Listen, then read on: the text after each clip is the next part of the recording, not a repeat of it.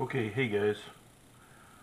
This is the new subwoofer amplifier integration harness that I've come up with for 2010 to 2016 Equinox and terrains alike. It'll work in 2010 to 2016 for 8 speaker or 6 speaker system, doesn't matter. And so this is good for adding a subwoofer amp to a stock system. It just provides the line level outputs that you need.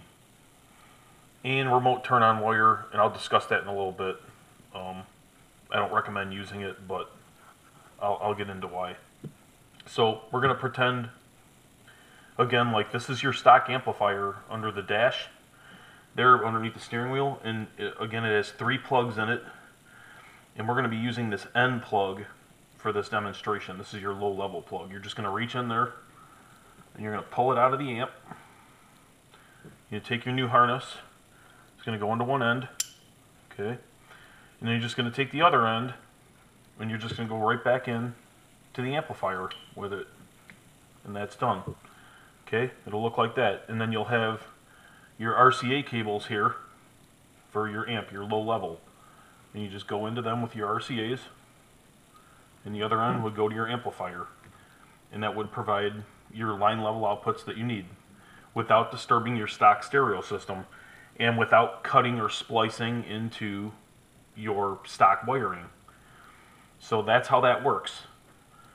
Now I want to talk about this remote wire in the harness here. It's this black wire.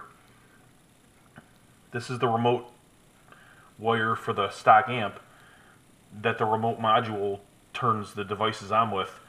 Now you can splice into this and use it for your amplifier as a turn on, but be warned that in general what we've been experiencing is a small turn off pop. When you turn everything off, right at the very end there's a small pop in the speaker, and it has to do with the head unit delaying the amps turning off, and the amp turns off last, like right before last, and it causes a little thump in the speaker.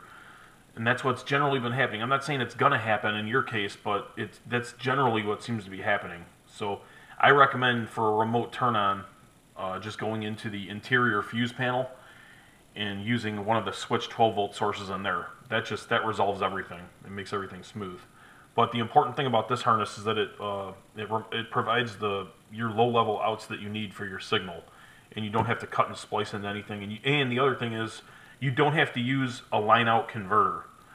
Okay, the pack module, the GM844 or whatever it is, that big black module that comes with it, that goes in behind the radio, that's a low output converter.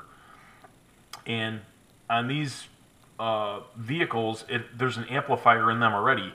You don't need to convert high level signal speakers or speaker outputs into low level. It's not necessary. That module is actually designed for non-amplified systems, and if you read the description in there, it even says that it's not compatible with premium amplified systems.